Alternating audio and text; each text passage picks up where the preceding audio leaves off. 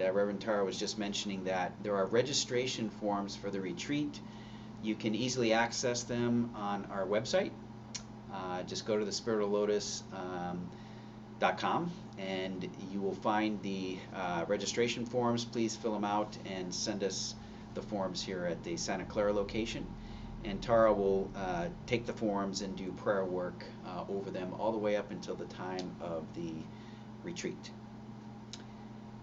So that is it for our announcements. And today's discourse will be a continuation of giving from the heart. So I wanted to start off today's discourse with a Buddhist parable.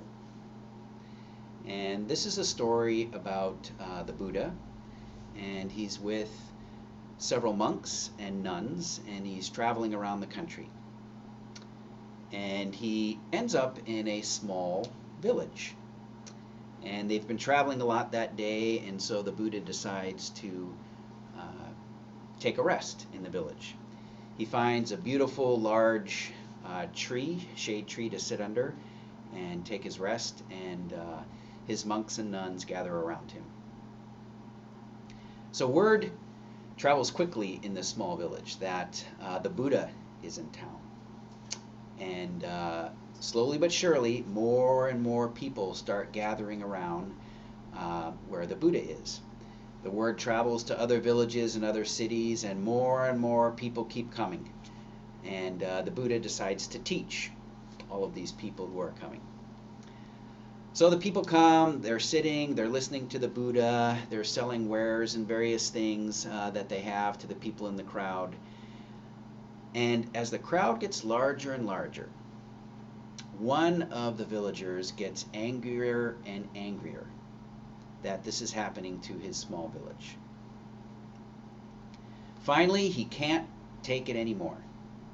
He stands up, and as the Buddha is teaching, he starts yelling at the Buddha. And he says, "How dare you come to our village?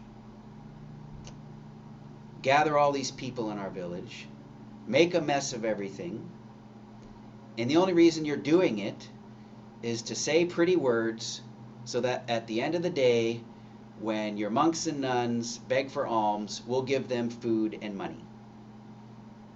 As far as I'm concerned, you need to get out of our village and get out now."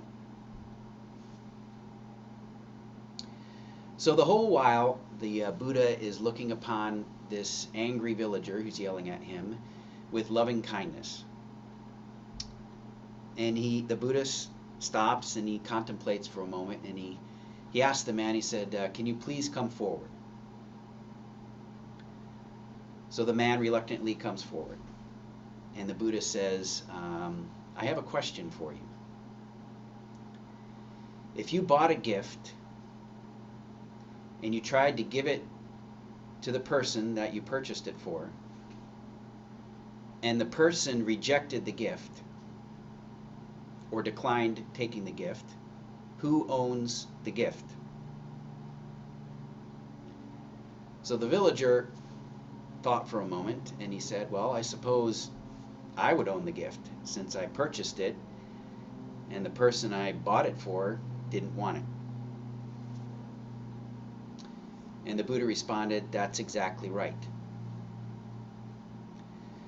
You have stood here and cursed me and sent anger towards me," said the Buddha to the villager, "but I have not accepted any of it.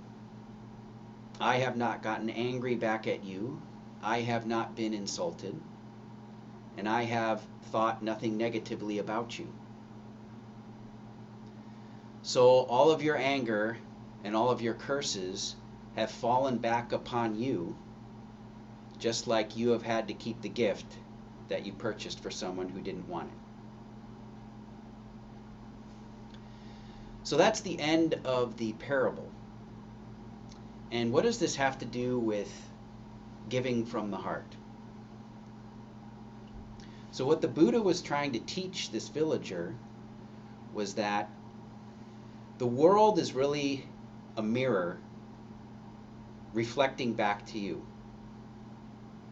What you give out, you will receive in return. So, it's really a parable about your level of response. So if someone is angry at you, yelling at you, cursing you, where do you respond from? Do you respond from your heart, give from your heart, or do you respond from the lower triad? Do you respond physically?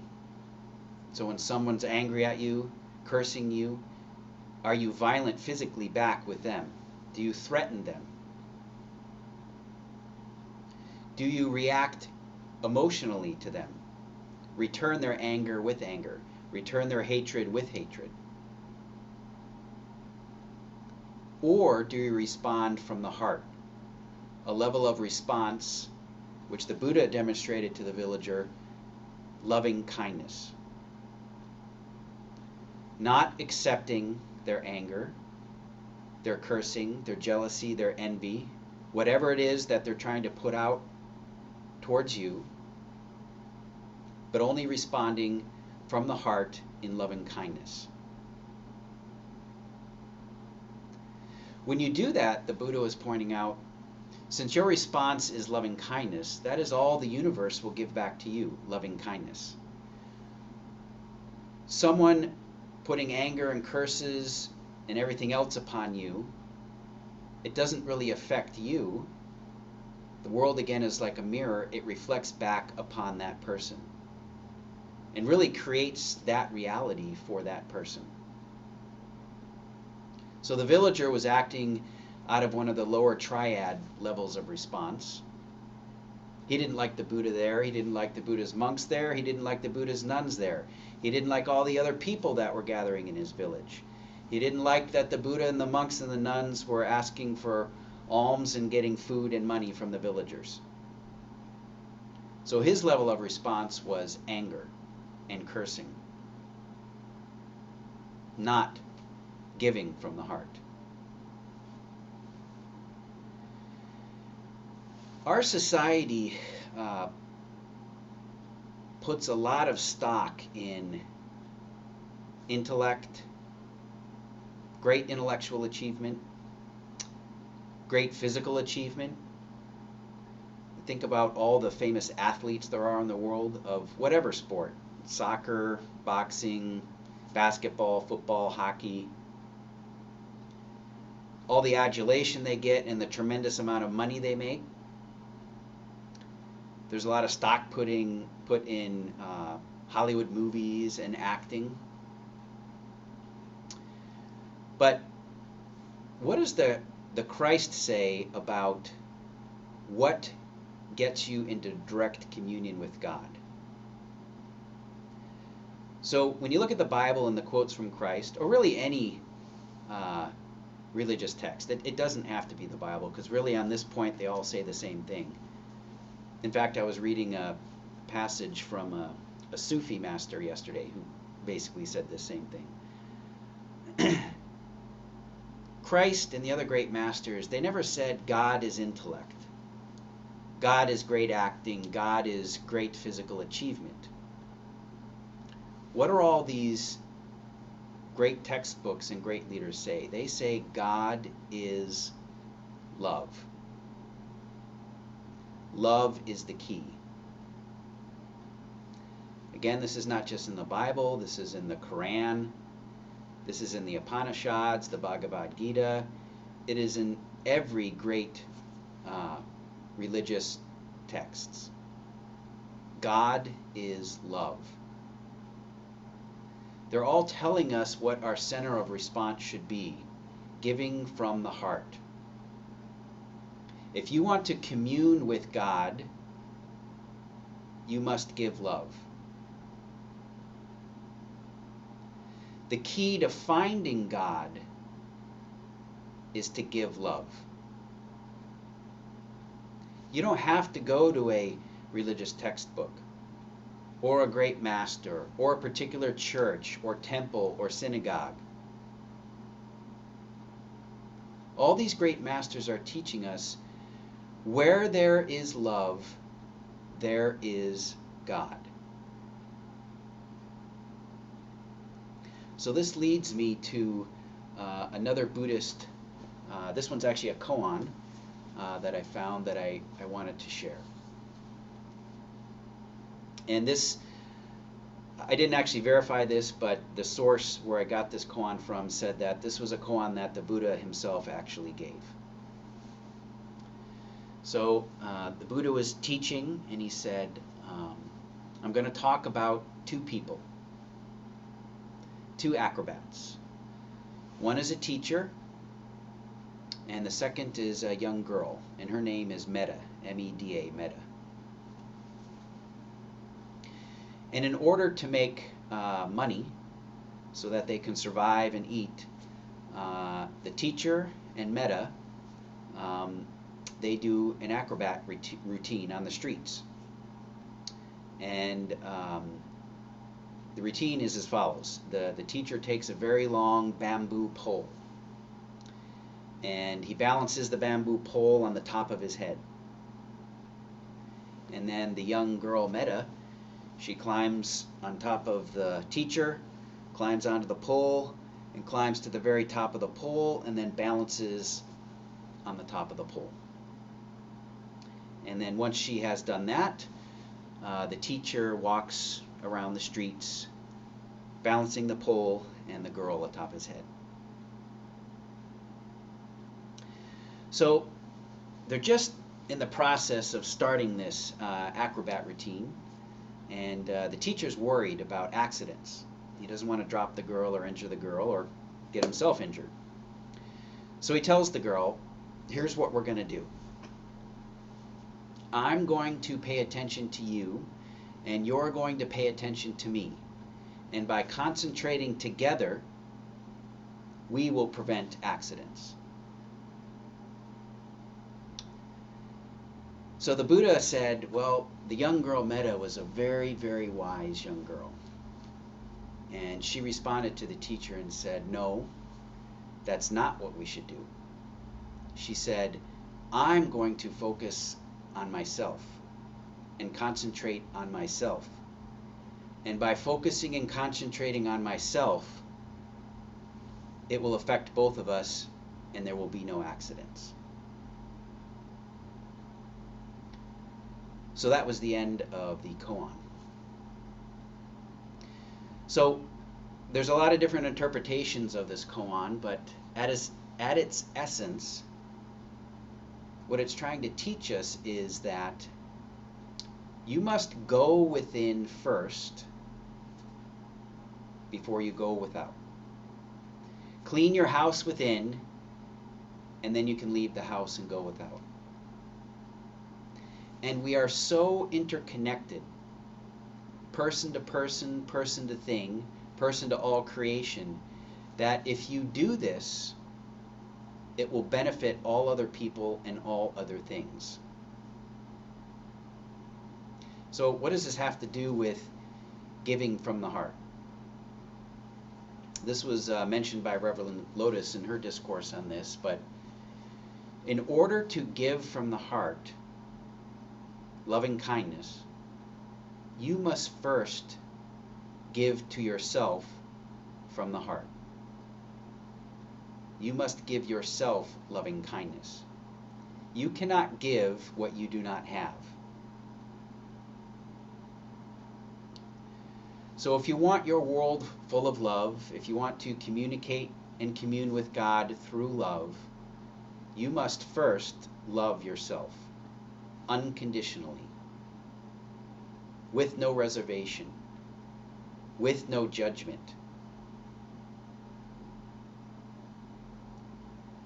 By doing that, you will be able to love all others, all other beings, everything in creation, unconditionally and without judgment. So, when you think about giving from the heart, you should first turn your attention to yourself and going within. This is the crux of spiritual practices. A lot of explanations are given for why you should meditate and why you should contemplate and why you should pray. But in the end, all of these tools are giving you a greater understanding of yourself. A greater understanding that you are God. If you express love, and God is love, you are God. Giving love is something that everyone is capable of doing. You don't have to be a great athlete to give love. You do not have to be well educated to give love. You don't have to have great musical talents, great artistic talents to give love. Every single person, this is inherent in our DNA. This is part of who and what we are. If you believe that we are God, co-creators with God, then we are love. It is our very being, our very essence. And as the Buddha teaches, it is through this love that you attain enlightenment and joy and happiness. It's not through material things. It's not through the world of glamour.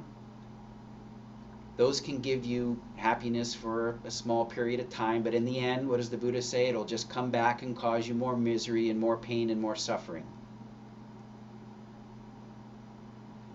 If love is the beginning and the end for you, I guarantee you that you will realize who and what you are.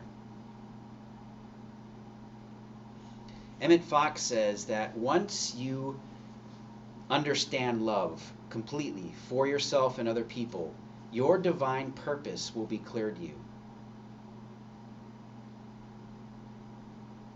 Love is the key.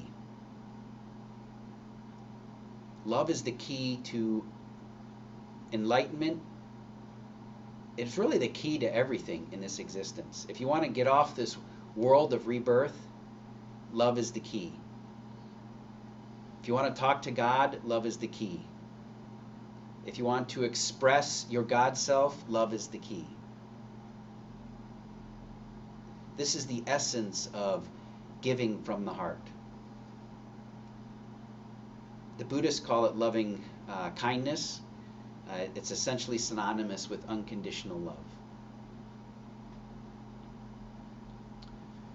So that's what I wanted to share today. And at this point, we'll have our deep level meditation. Thank you.